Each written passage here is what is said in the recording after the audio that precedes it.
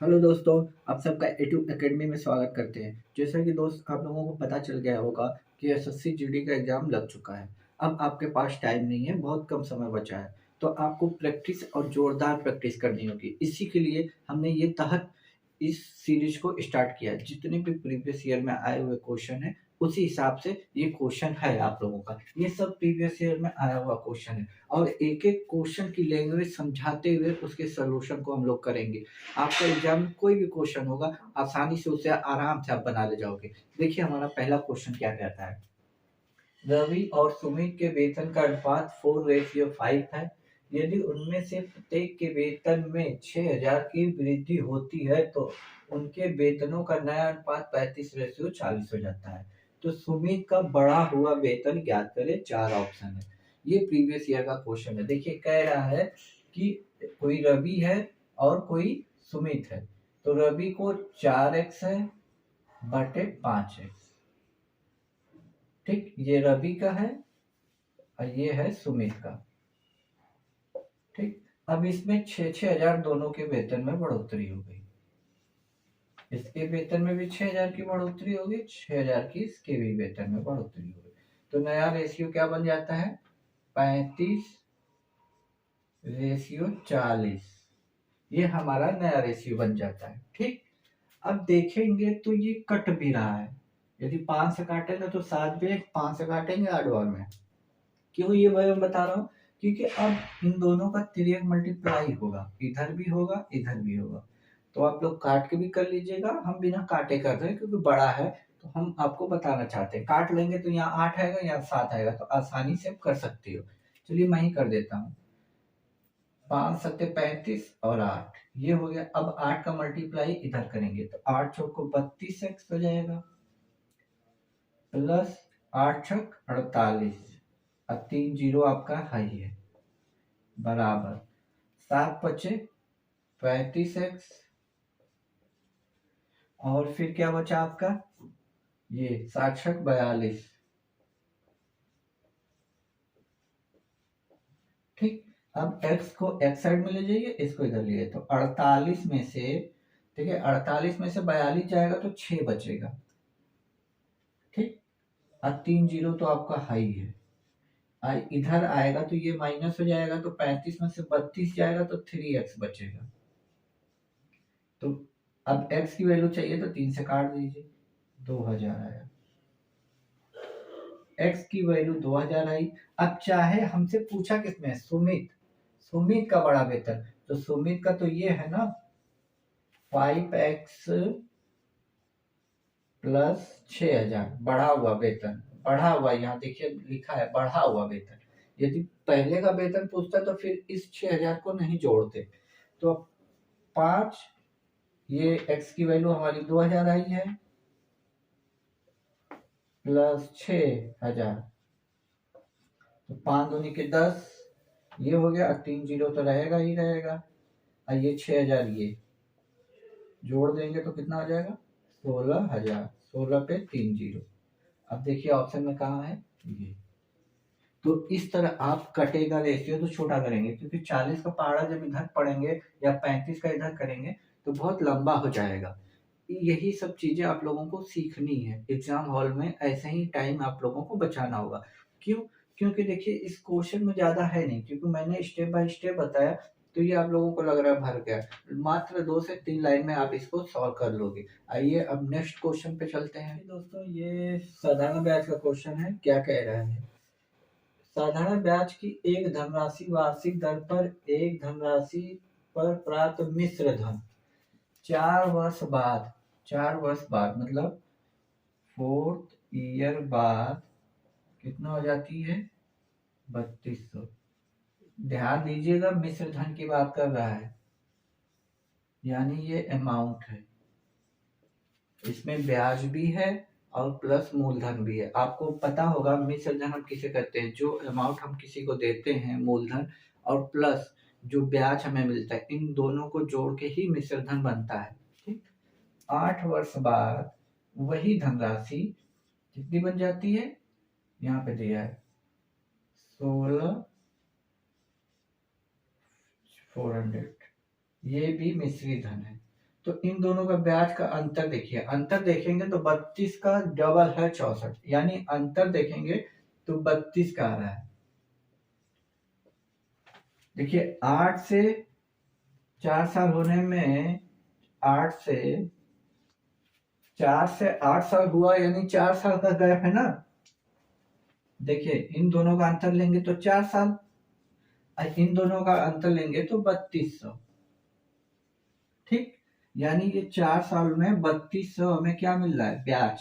और इसमें ब्याज ऐड है, यदि इसमें से ये 3200 घटा देंगे तो हम पहले साल में पहुंच जाएंगे जब हम पैसे दिए थे, क्योंकि ये 4 साल बाद का दिया हुआ है और ये 8 साल बाद का दिया हुआ है। यदि 4 साल में 3200 रुपया हमें ब्याज मिल रहा है, तो पिछले जो 1 से लेकर 4 साल में रहे होंगे उसमें भी हमें 3200 मिला होगा। तो जब इस 3200 को इसमें से घटाएंगे, जब 13,200 में से ये 3200 घटा देंगे आपको, तो आपको मूलधन पता नहीं चल जाएगा। यही आपका मूलधन है।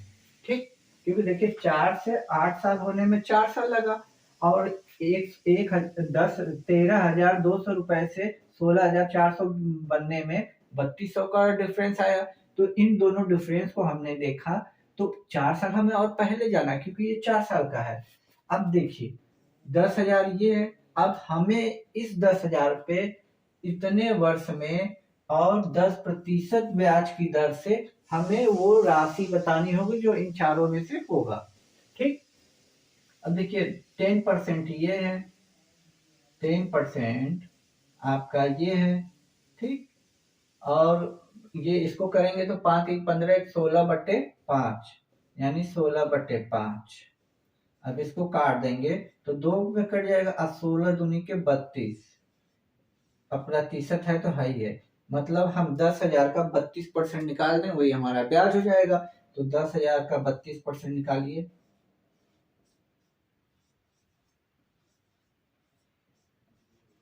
डबल जीरो से डबल जीरो, 32 पे डबल जीरो लग जाएगा, 32 पे, और यही हमारा नया सालाना ब्याज हो जाएगा 3200।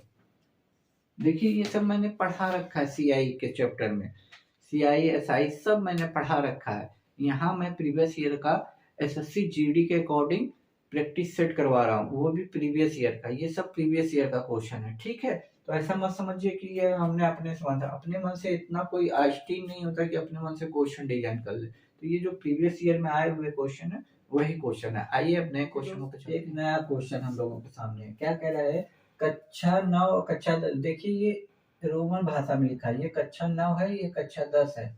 आप लोग ये मत समझिएगा, कक्षा 9 और कक्षा 10 में छात्रों की संख्या क्रमशः 42 और 45 है, मतलब रेशियो में, अनुपात में। ठीक, कक्षा 9 और 10 में लड़के और लड़कियों की संख्या का अनुपात 9:5 और 8:7 है। दोनों कक्षाओं में मिलाकर लड़कों की कुल संख्या और लड़कियों की कुल संख्या। देखिए कक्षा 9 और कक्षा 10 में छात्रों की संख्या, यानी ये जो 42 है, ये जो 42 है ये कक्षा 9 का है, और ये जो 45 है कक्षा 10 का है, क्योंकि 10 बाद में लिखा है, 9 पहले लिखा है। तो आइए हम कक्षा 9 की, मैं ऐसे ही लिख दे रहा हूँ, क्लास 9, इधर क्लास 10 लिख दे रहा हूँ। ठीक, क्लास 10 की बात करता हूँ, दोनों अलग अलग है। कि कक्षा 9 में 42 छात्र हैं, और गर्ल्स और बॉय का रेशियो दिया है। पहले बॉय दिया है ना, लड़के लिखा है, जो पहले लिखा है उसको पहले लिखिएगा।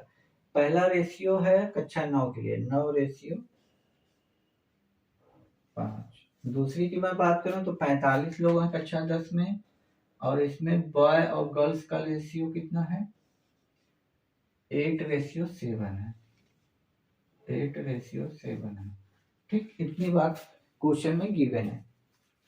अब देखिए यदि 9 5 14 लोग होते कक्षा 9 में, तो उसमें 5 लड़कियां होती और 9 लड़के होते, लेकिन 14 तो है नहीं, टोटल कितने लोग हैं, 42 लोग, 42। इससे कितना गुना जाता, देखिए दोस्त, अब क्लास 10 की मैं बात करूं, 8 7 15, यदि 15 स्टूडेंट रहते क्लास 10 में, तो उसमें से 8 लड़के होते, 7 लड़कियां होती।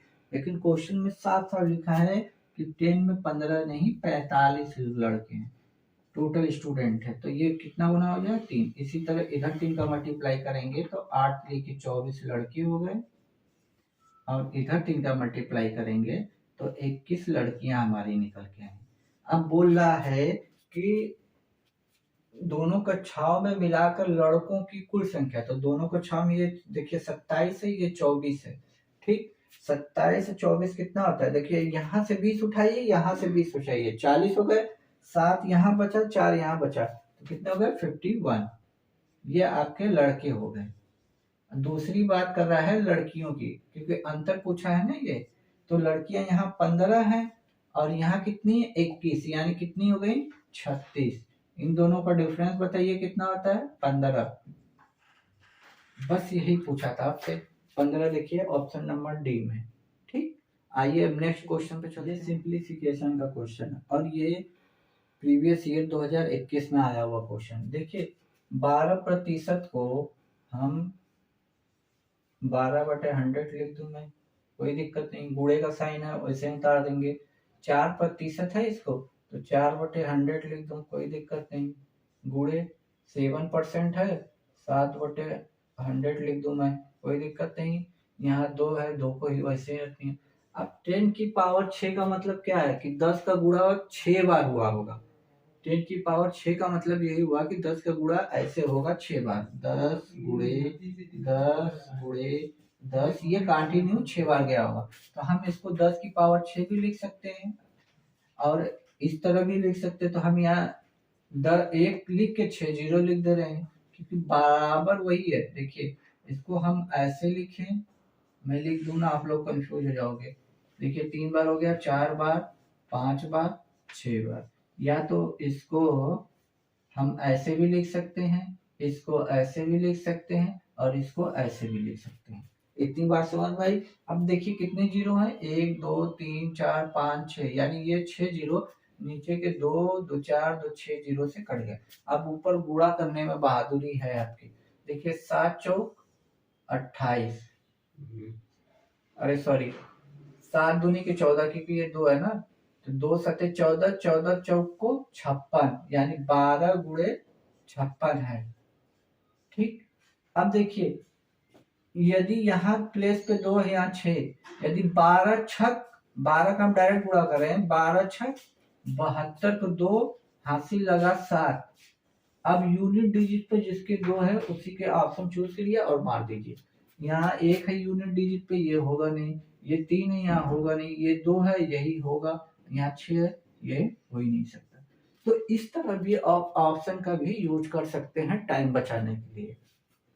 देखिए 12 छक 72 को 2 हासिल लगा 7, 12 पच्चे 60, ये 67, ये पूरा आंसर है। तो एग्जाम हॉल में जब आपको आंसर मिल जाएगा ना तो आप बिल्कुल भी इसकी परवाह मत कीजिएगा, आप तुरंत ऑप्शन का भी यूज कीजिएगा। यूनिट डिजिट पे अलग अलग नंबर मिल जाए तो आपका कैलकुलेशन और भी इजी हो जाता है। और 1 घंटे के समय में आपको ये ट्रिक अपनानी ही पड़ेगी, क्योंकि 1 घंटे में आप पूरा क्वेश्चन नहीं कर पाओगे। 1 घंटे में आपको वो क्वेश्चन करने हैं जो इजीली हो जाए और ज्यादा से ज्यादा क्वेश्चन हो जाए। आइए अब नेक्स्ट क्वेश्चन होगा, ये हमारा आज का आखिरी क्वेश्चन होगा। थोड़ी सी तबीयत सही नहीं है, मेरी आवाज से आप लोगों को पता चल रहा होगा, ठीक है। तो अब जो भी है आज इतना ही, इसके लिए सॉरी, लेकिन जब अगला वीडियो आएगा तो प्रॉपर तरीके से आप लोगों के लिए मिलेगा। देखिए हमारा आज का आखिरी क्वेश्चन क्या कह रहा है, एक दुकानदार एक वस्तु को 20% लाभ पे बेचता है, ठीक है। यदि उसने इसे इसके मूल क्रय मूल्य से 20% कम पर मूल्य पर खरीदा होता और 10% कम में बेचा होता तो 25% का लाभ होता। वस्तु का क्रय मूल्य बताना है। तो हम कोई बात नहीं, लेट कर लेते हैं, सीपी हमारी 100 रही होगी। ये देखिए 100 हमने माना है, ये नहीं है। अब कितने पर बेचा, 20% लाभ पे। जब 100 का 20% आप निकालेंगे 20%, तो 120 हो जाता है, ठीक। अब कह रहा है कि इसके मूल क्रय मूल्य, मतलब ये जो हमारा मूल क्रय मूल्य है उससे 20% कम मूल्य पर खरीदा होता। चलिए 20% कम मूल्य पे खरीद ले रहे हैं इसको। जब खरीदेंगे तो ये कितने का पड़ेगा, 80 का पड़ जाएगा। अब कह रहा है कि 10 रुपए कम में बेचा होता, मतलब कम में बेचा होता, तब भी उसे 25% का लाभ हो रहा है। मतलब 80% का 25% निकालेंगे, 25%, तो यहाँ देखिए निकाल लीजिए, 80 25% का मतलब 1/4, यानी 20 रुपए का प्रॉफिट होता, क्योंकि यहाँ साथ साथ बात रखा है लाभ। देखिए ये लाभ की बात कर रहा है, तो 80 रुपए का तो ये हमारी खरीदी पड़ी, अब 20 रुपए का ये प्रॉफिट चाहिए, तो टोटल हम कितने में बेचे होंगे, 100 रुपए में बेचे होते। अंतर देखिए कितने का आ रहा है, 20 का। ठीक, अंतर 20 ही का आ रहा है ना। ठीक, अब ये कह रहा है कि 10% कम पे। देखिए यहां से देखा जाए तो 20 रुपए कम हो रहा है, लेकिन क्वेश्चन कह रहा है 10 रुपए कम है। जब इससे 10 पे कंपेयर करेंगे तो ये जाएगा 0.5 पे। 0.5 कर सकते हैं या 1/2 कर सकते हैं, कोई दिक्कत नहीं, हाफ इसे भी बोलते हैं, आधा इसे भी बोलते हैं। इसी तरह हमारा मूल प्राइस 100 ना होके 100 का आधा कितना होता है, 50 रुपए। यही हमारा आंसर।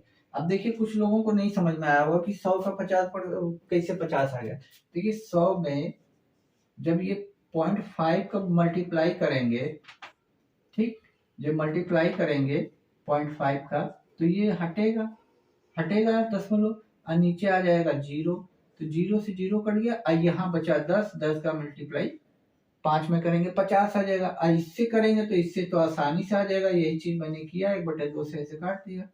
अच्छा, तो जैसे चाहे वैसे कर सकते हैं। क्वेश्चन की लैंग्वेज माना थोड़ा टफ है, लेकिन ऐसे क्वेश्चन एग्जाम हॉल में आते हैं, और ये सब प्रीवियस ईयर का क्वेश्चन है। मैंने प्रॉफिट लॉस में एकदम सिंपल वे में और बेसिक से लेके हाई लेवल तक करा रखा है। यदि इस चैनल पे आप पहली बार विजिट कर रहे हैं तो प्लीज चैनल को सब्सक्राइब कर लीजिएगा। आज के लिए दोस्त सॉरी, क्योंकि थोड़ा सा मौसम भी बदल रहा है, तो गले में भी खराश है, थोड़ा सा बदन दर्द भी कर रहा है। तो आज की क्लास छोटी है लेकिन काम की थी आप लोगों के लिए, और इसी से आगे हम आगे की प्लानिंग करेंगे। इसी तरह प्रीवियस ईयर पे आधारित क्वेश्चनों को आगे हम सॉल्व करते रहेंगे। तब तक के लिए खुश रहिए, मुस्कुराते रहिए। जय हिंद दोस्तों।